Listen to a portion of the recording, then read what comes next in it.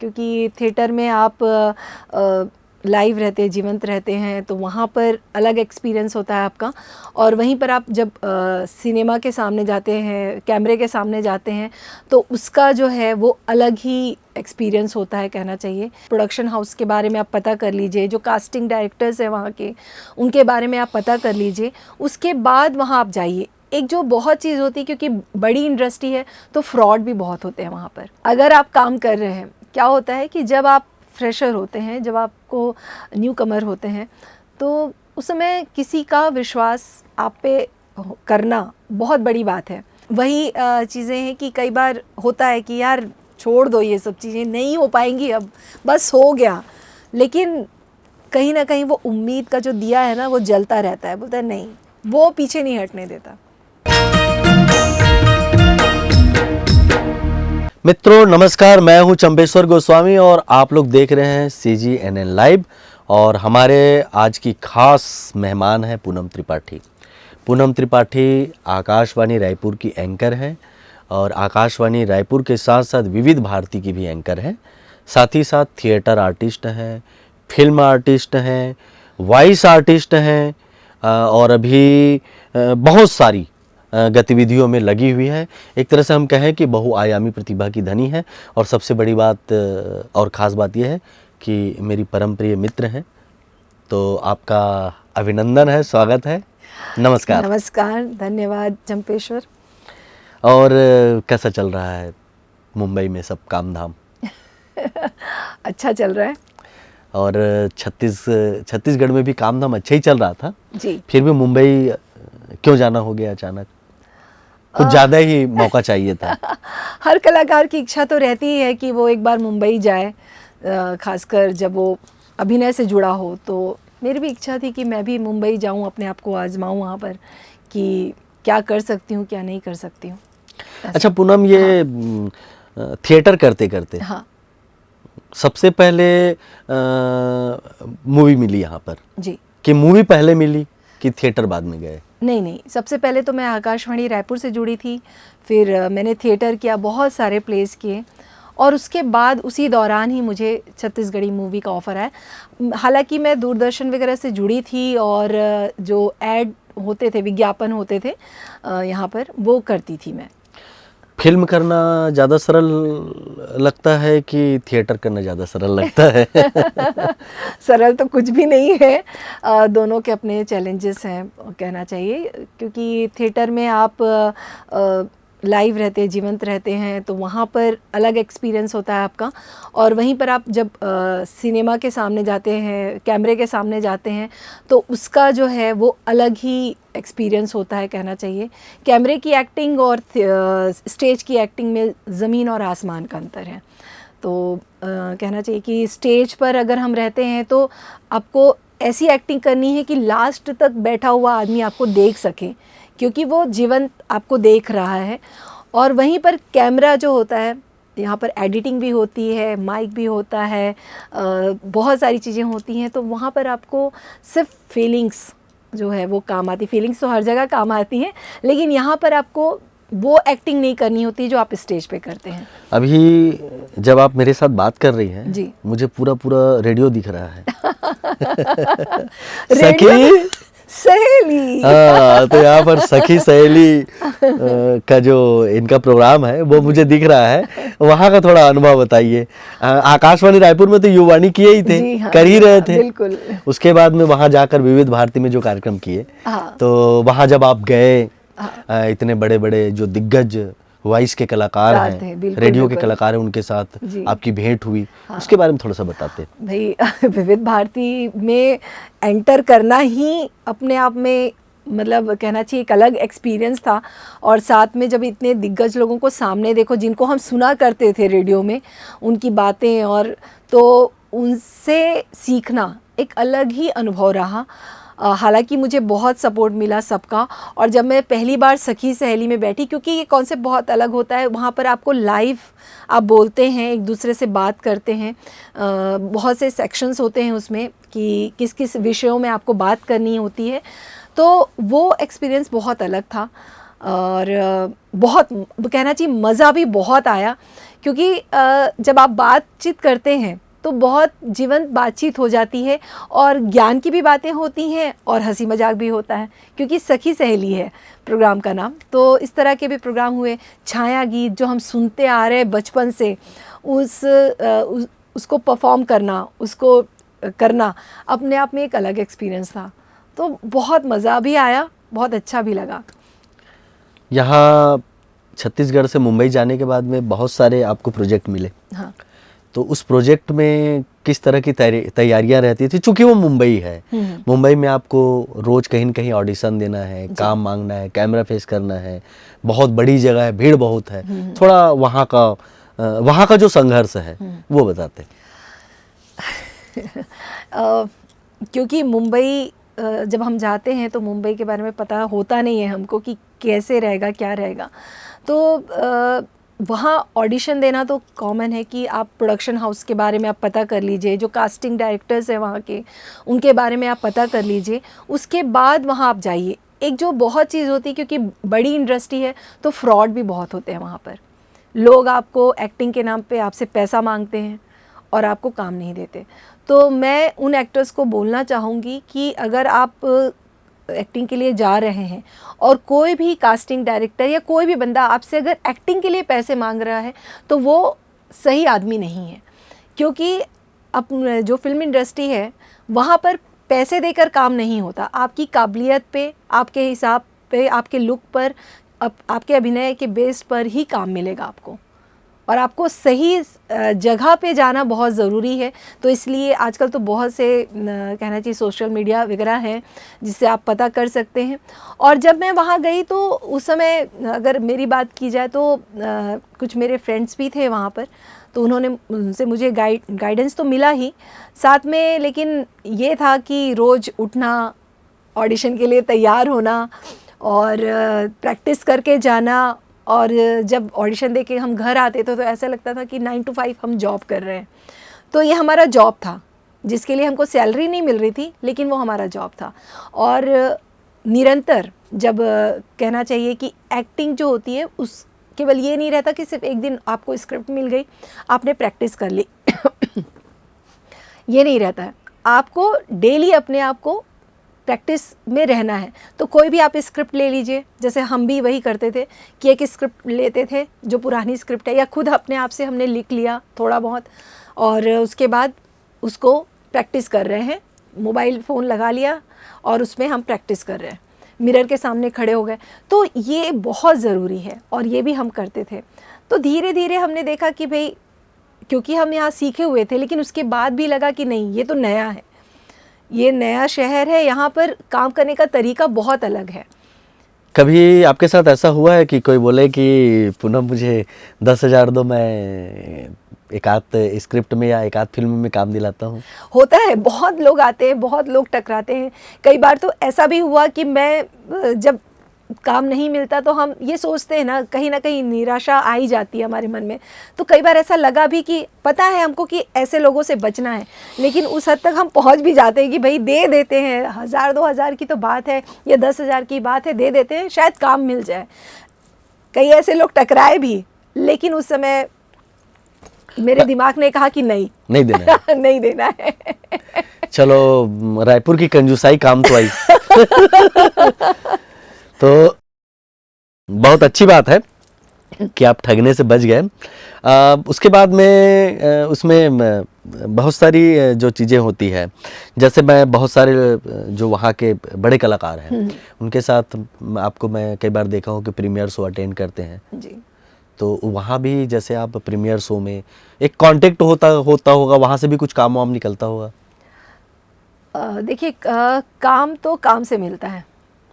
अगर आप काम कर रहे हैं, क्या होता है कि जब आप फ्रेशर होते हैं, जब आपको न्यू कमर होते हैं, तो उस समय किसी का विश्वास आप पे करना बहुत बड़ी बात है। तो ऐसे में जब आप धीरे धीरे बढ़ते हैं काम की ओर, मतलब जैसे थोड़ा छोटा रोल कर लिया, फिर उसके बाद छोटा रोल कर लिया, एकदम से आप सोचेंगे कि बड़ा आपको रोल मिल जाए, तो ऐसा नहीं होता है। हाँ, अगर आप प्रीमियर की बात कर रहे हैं तो प्रीमियर में आप फिल्म देख सकते हैं, एक्टर से मिल सकते हैं, डायरेक्टर से मिल सकते हैं, लेकिन इसका मतलब ये नहीं है कि वो आपको काम दे ही देंगे। फोटो भी खिंचवा सकते हैं। हाँ, फोटो भी खिंचवा सकते हैं, सोशल मीडिया में शेयर भी कर सकते हैं। जी हाँ। अच्छा, सोशल मीडिया की बात आई, आप सोशल मीडिया को कितना वैल्यू देती हैं, कितना महत्व देती हैं आप? आज की डेट में लोग रील पे आ रहे हैं, रील से कमा रहे हैं, आए दिन अपने आप को सोशल मीडिया में अपडेट रखते हैं, आप कहाँ पर पाती हैं अपने आप को? मुझे तो नहीं दिखती।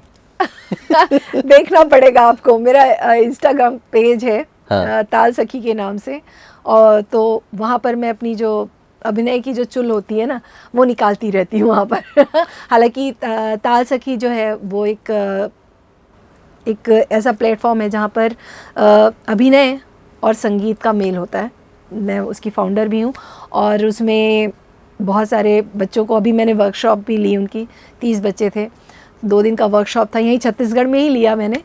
और कुछ बहुत से स्टूडेंट्स हैं, उसमें ऑनलाइन भी आप जुड़ सकते हैं। तो जैसे मैंने ऑनलाइन की बात की, आपने मीडिया की बात की, तो मीडिया, जो सोशल मीडिया की अगर हम बात करें, तो आज घर बैठे आपको हर चीज़ अवेलेबल है। आज मैं रायपुर में बैठ के मुंबई के बच्चों को पढ़ा सकती हूँ, या मुंबई में बैठ के रायपुर के बच्चों की क्लासेस ले सकती हूँ, ये है। दूसरी चीज़ें ये है कि जो रील्स है, रील्स के थ्रू आप अपने काम को आप दिखा सकते हैं। तो सोशल मीडिया आज की डेट में तो बहुत ज़रूरी है, क्योंकि जो दिखता है वही बिकता है, मेरे हिसाब से तो उसमें आप 100% इन्वॉल्व हैं? जी हाँ। फॉलोअर्स भी अच्छे होंगे? जी हाँ।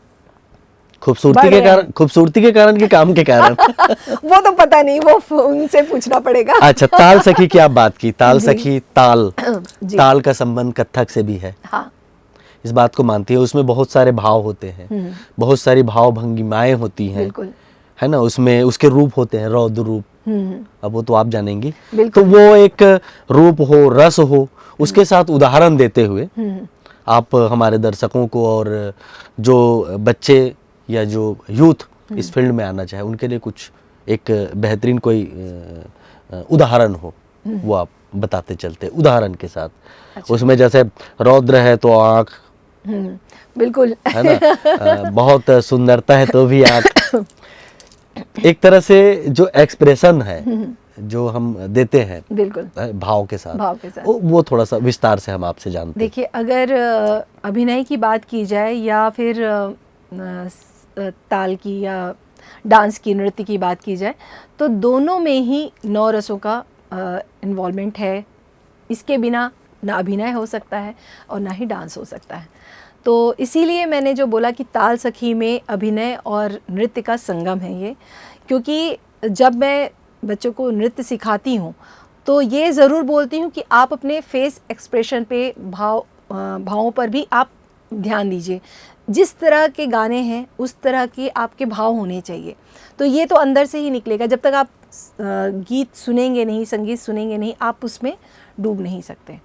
तो इसलिए मैंने वो उसका जो अपनी जो सोशल मीडिया, जो ताल सखी, जो मेरा प्रोग्राम है, उसका मैंने इसीलिए उसका नाम अभिनय और ताल मेल की बात की है। तो इसमें एक उदाहरण हम दे सकते हैं। रामू घर जाता है, ठीक है? रामू घर जाता है एक सिंपल सा शब्द है। इसको आप 9 रसों में किस किस तरह से आप बोल सकते हैं, ठीक है? तो उन शब्दों को तोड़कर चेहरे के एक्सप्रेशन के साथ आप कैसे कह सकते हैं? रौद्र रूप की बात की जाए, पहले रौद्र रूप की बात करते हैं। रामू घर जाता है, ये रौद्र रूप हो गया। करुण रस में रामू घर जाता है। श्रृंगार रस की बात की जाए, रामू घर जाता है। हास्य रस की बात की जाए, रामू घर जाता है। इस तरह से बहुत मतलब एक ही चीज़ों को आप किस तरह से प्रेजेंट कर सकते हैं। तो ये हो गई बात रसों की, ये तो मैंने सिंपल एक अभिनय के रूप में बता दिया। उसी तरह से अगर आप ताल की बात करें तो जब एक्सप्रेशंस आपके आते हैं, जब आप कथक कर रहे हैं या कोई भी सेमी क्लासिकल नृत्य कर रहे हैं, सिंपल सा भी कोई भी नृत्य कर रहे हैं आप, तो उस सॉन्ग पे आपके एक्सप्रेशंस कैसे आएंगे। जैसे कि मेरे ढोल ना सुन, ये एक गाना है ना, तो आप सोचिए मेरे ढोल ना सुन, मतलब कोई आदमी अपने प्रीतम को कुछ आवाज़ दे रहा है, तो मेरे ढोल ना सुन, ये श्रृंगार रस हो गया। तो ये एक्सप्रेशन भी आने चाहिए। ये तो मैंने सिर्फ हाथ से करके बता दिया, पूरा नृत्य होता है इसमें। इसी तरह से और भी जो सॉन्ग हैं, बहुत से सॉन्ग मुझे याद नहीं आ रहे, और भी हैं पुराने, जैसे अगर आप जैसे कहें मन क्यों बहका, ये है तो मन क्यों बहका रे बहका आधी रात को, ये हो सकता है। आप गाने आप सजेस्ट कर सकते हैं मुझे प्लीज़। कोई भी गाना, खोया खोया चांद। हाँ, खोया खोया चांद खुला आसमान, ठीक है। तो ये खोया खोया चांद खुला आसमान क्या बोल रहा है, ये गाना क्या बोल रहा है, ये इस चीज़ को फील कीजिए, ठीक है। जैसे खोया खोया चांद खुला आसमान, ये एक्सप्रेशन आ जाएगा। सांसों की जरूरत है जैसे जिंदगी के लिए, बस एक सनम चाहिए आशिकी के लिए। बहुत सारी चीज़ें हैं, आप उसके लिए आप ताल सखी ज्वाइन कर सकते हैं। तो अच्छा, मामला ये है कि ताल सखी ज्वाइन करने के बाद आप लोगों को काफी सारी चीजें देखने को मिलेंगी। हाँ। वॉइस की बात करते हैं, वॉइस में आप काफी आगे बढ़ चुकी हैं, काफी काम आ रहा है, तो वॉइस की दुनिया कैसी है? वॉइस इंडस्ट्री की बात की जाए तो देखिए काम बहुत है वहाँ पर, प्लेटफॉर्म भी बहुत सारे हैं। प्लेटफॉर्म भी बहुत सारे हैं, और आप यकीन नहीं करेंगे इतना काम है इस इंडस्ट्री में, बहुत बहुत ज़्यादा काम है। वॉइस ओवर है, डबिंग अलग होता है, लैंग्वेज टू लैंग्वेज। अगर आपको अदर लैंग्वेज, वॉइस इंडस्ट्री में सबसे अच्छी चीज़ है कि अगर आपको अदर लैंग्वेजेस भी आती है, अलग भाषाएं आती हैं अगर आपको, तो आपके लिए बहुत अच्छा है। जैसे फिल्में बनती हैं, हिंदी भाषा में भी डब होती है, तमिल तेलुगु इसमें भी डब होती है। इसके अलावा जो वॉइस ओवर है, जो रेडियो की बात अगर हम करें तो उनमें कहानियाँ होती हैं, नाटक भी होते हैं रेडियो के थ्रू जो है, तो उनमें आप पार्टिसिपेट कर सकते हैं। विज्ञापन भी है, जो विज्ञापन पीछे चलता है, एक विज्ञापन को कई भाषाओं में डब किया जाता है। तो ये सारा काम जो है वो वॉइस आर्टिस्ट ही करते हैं। तो काम बहुत है, प्लेटफॉर्म भी बहुत है, और बस आपको ढूंढना है कि किस तरह से आप वहाँ पहुँच सकते हैं और अपने आप को कैसे तैयार कर सकते हैं। पूनम, जैसे मैं फिल्म की बात करूं, हाँ। तो छत्तीसगढ़ी फिल्म इंडस्ट्री में जैसे कोई काम मिला तो किस तरह से रोल आप चाहोगे?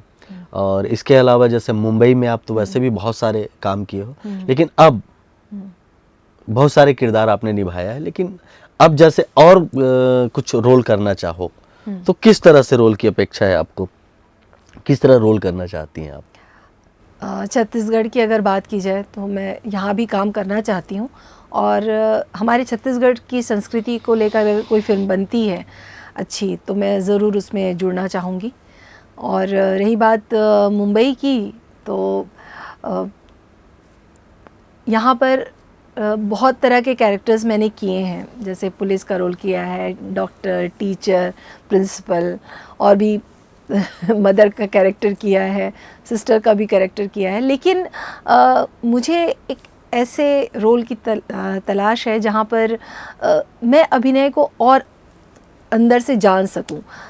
बहुत जैसे भूमिका में जैसे स्मिता पाटिल ने किया था, उमराव जान की अगर हम बात करें, रेखा जी की फ़िल्म है, और भी जैसे मिर्च मसाला फ़िल्म थी, तो इस तरह की जो गोलमाल फ़िल्म भी मुझे बहुत पसंद थी उनकी। तो इस तरह की जो फ़िल्में हैं जो वो कैरेक्टर को लेकर जो सिंपल हो, सादगी से पूर्ण हो, वैसे रोल करना चाहती हूँ, क्योंकि ऐसे रोल करना थोड़ा कठिन होता है मेरे हिसाब से।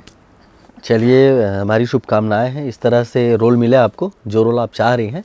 इसके अलावा अभी थिएटर पे कुछ दिमाग में चल रहा है? थिएटर को लेकर जो मेरे जो ताल सखी योजना है, ताल सखी जो प्रोग्राम है मेरा, उसमें मैं सोच रही हूँ, क्योंकि मैं अभिनय का भी एक्सपीरियंस रहा है मेरे पास, तो एक नृत्य नाटिका मैं एक तैयार करना चाहती हूँ।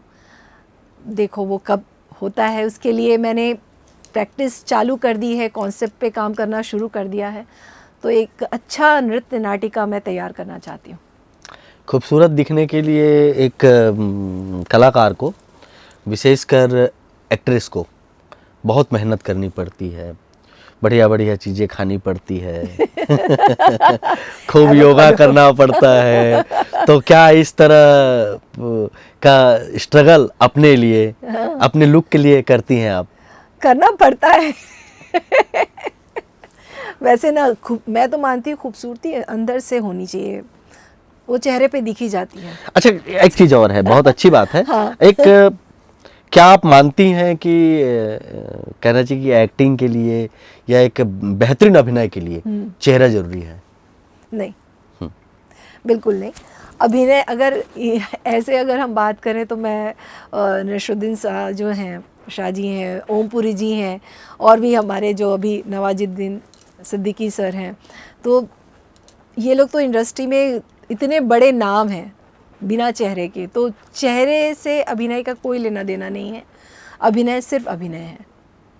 अभिनय जो, जैसे मैंने बोला कि मन की खूबसूरती बहुत ज़रूरी है, तो उसी तरह अभिनय में भी यही चीज़ है कि आप कितने अंदर से खूबसूरत हैं या अपने आप को समझते हैं।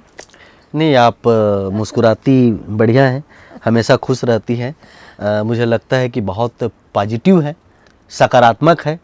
क्या इस पूनम के भीतर कभी नकारात्मक भाव भी आए होंगे संघर्ष के दौरान? आते हैं, हमेशा आते हैं, कई बार होता है, लेकिन उससे उबरना होता है हमको। वही चीज़ें हैं कि कई बार होता है कि यार छोड़ दो, ये सब चीज़ें नहीं हो पाएंगी, अब बस हो गया। लेकिन कहीं ना कहीं वो उम्मीद का जो दिया है ना, वो जलता रहता है। बोलता है नहीं, वो पीछे नहीं हटने देता। वो बोलता है कि रुक जाओ, एक ट्राई और बनता है मैं मानता हूँ कि आप बहुत व्यस्त हैं, लेकिन पूनम आज पूरी तरह से खाली है, तो अपने लिए क्या करना पसंद करती हैं? मैं क्या करना पसंद करती हूँ, मुझे फिल्में देखना बहुत पसंद है। मैं हर भाषाओं में फिल्में देखती हूँ, और जब समय मिल जाए तो नृत्य करती हूँ। घर पे मिरर के सामने खड़े होकर आज भी नृत्य करती हूँ चलिए, बहुत अच्छी बात है। हमारे कलाकारों को कुछ कहना चाहेंगे आप? कलाकारों को मैं सिर्फ यही कहना चाहूँगी कि आप जिस क्षेत्र में हैं, उस क्षेत्र का ज्ञान तो ज़रूरी है ही। उसके अलावा आप अब उम्मीद मत छोड़िए, धैर्य रखिए और उस काम को निरंतर करते रहिए।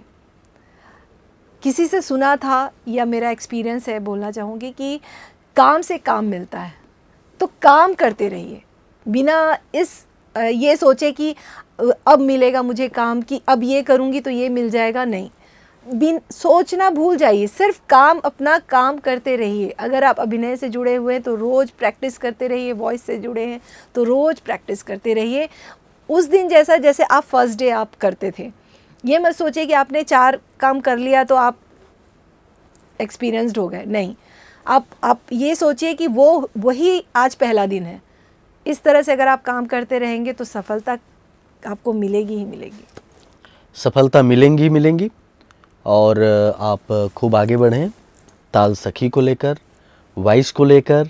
हम तो चाहेंगे थिएटर में आप फिर से हमें दिखें, आपकी अच्छी अच्छी फिल्में आए, सुपरहिट फिल्में आए, और हमारे कार्यक्रम में ऐसे ही आप जब भी रायपुर आती हैं तो हम चाहेंगे कि आप आती रहें, ज़्यादा इंतज़ार ना कराएं। और आज हमारे इस इंतज़ार तो मुझे ही करना पड़ा, इतने सालों बाद आपने बुलाया मुझे बुला तो कब से रहा हूँ। असल में क्या है कि मुंबई का रास्ता रायपुर में, और उसके बाद में रायपुर में आने के बाद भी तो काफ़ी व्यस्तता बढ़ जाती है। वो तो है यार। वो एक फोटो देने में कितना टाइम लगा, ये बताइए आप। अरे बाप रे, कि सालों हो गए ना, मुझे तो याद भी नहीं है कब की बात है। 2016-17 वो तो मुझे भी याद नहीं है। जब आपके साथ मिलना हुआ तब मैं आज मिलूंगा करके मुझे पता चला, तो वो फोटो फिर से मैंने ढूंढी। हाँ। और ढूंढ कर भाई आज जिसके हाथ में वो फोटो होनी थी हो गई। तो बहुत बहुत धन्यवाद, आप हमारे कार्यक्रम में आकर हमारे साथ इतनी अच्छी बात की। बहुत धन्यवाद। आपका भी बहुत बहुत धन्यवाद कि आपने इतने से पेशेंसली आपने मुझे सुना। थैंक यू वेरी मच, और मुझे ये मौका दिया कि मैं जुड़ सकूं आप लोगों से। तो मित्रों, निश्चित रूप से आप लोग को बहुत अच्छा लगा होगा आज का कार्यक्रम, और हमारी बातचीत भी बड़ी अच्छी लगी होगी। तो और मेरी आपकी मुलाकात होती रहेगी। आज बस इतना ही, दीजिए विदा, नमस्कार।